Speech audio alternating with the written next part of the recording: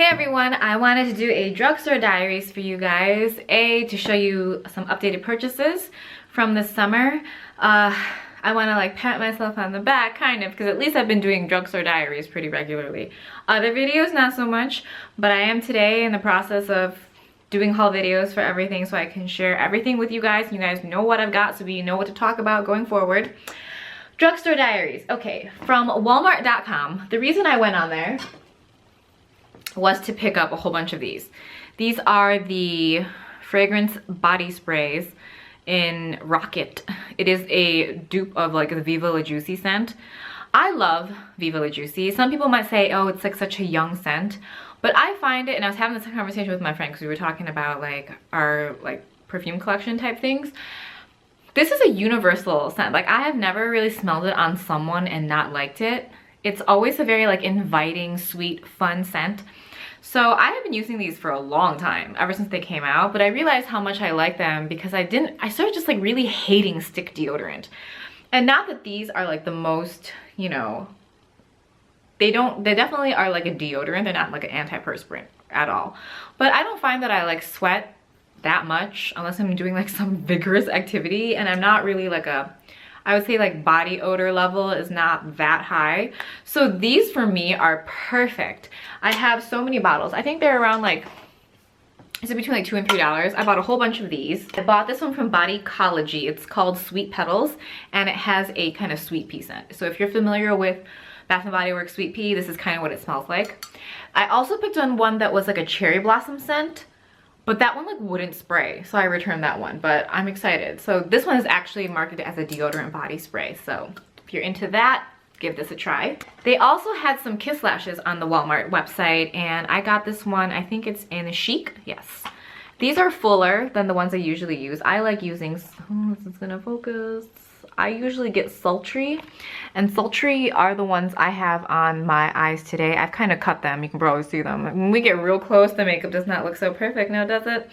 So I really like these. I think these are around like $2 to $3, which is a really good deal because I feel like whenever I buy these at like CVS, they're always like, are they like $4 to $5 on like at CVS, like the store? I was at Five Below, which I haven't been to in a really long time.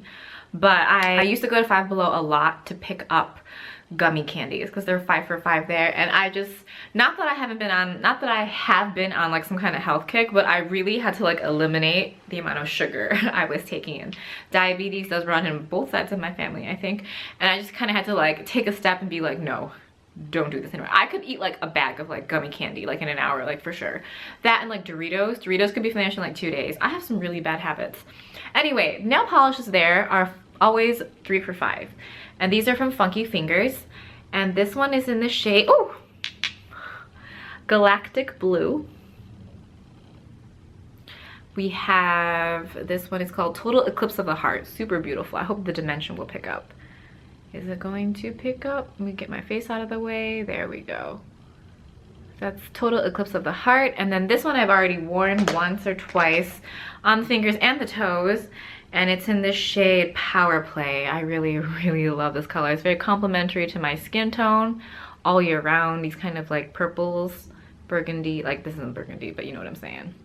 Also from Five Below, I have not seen these in forever. I thought they were discontinued, but they're by Wet n Wild, and they're the Illuminating powders.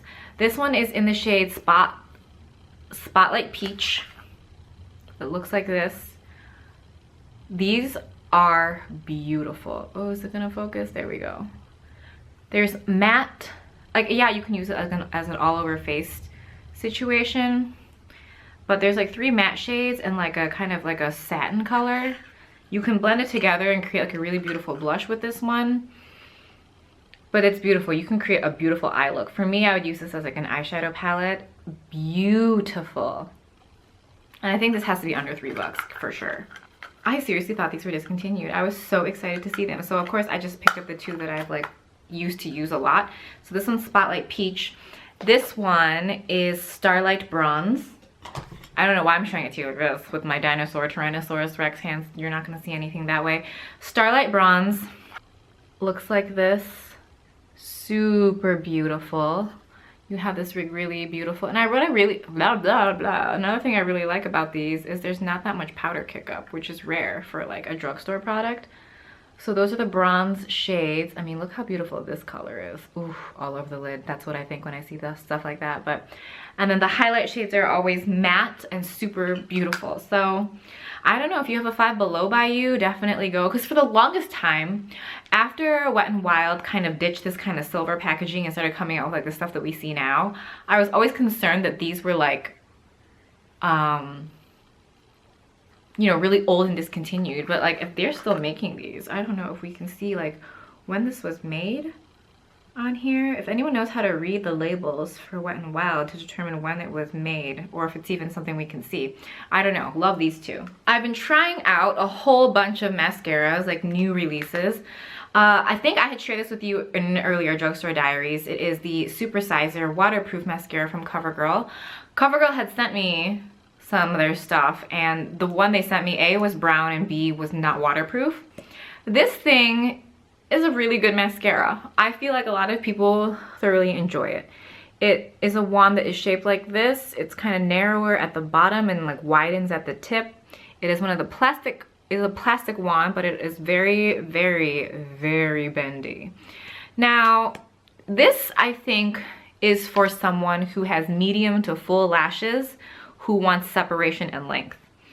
It looks okay on my lashes. It definitely lengthens them, but because I don't have a very full lash line, it doesn't really do much there. So medium to full lashes that where you want separation and length, it will be really beautiful. I don't regret this purchase at all. It's a perfectly fine mascara. It's just not made for my lash situation.